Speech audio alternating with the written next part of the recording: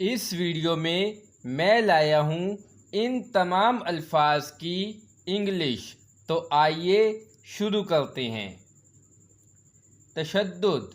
तशद्दुद को इंग्लिश में कहते हैं टॉर्चर। तशद्दुद, टॉर्चर। पाकीज़गी।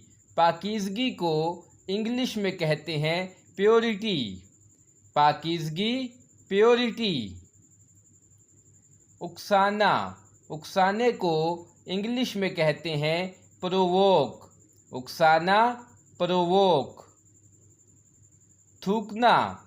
थूकने को इंग्लिश में कहते हैं स्पिट। थूकना, स्पिट। सांस छोड़ना। सांस छोड़ने को इंग्लिश में कहते हैं एक्सहेल। सांस छोड़ना, एक्सहेल। सांस लेना। सांस लेने को इंग्लिश में कहते हैं इनहेल।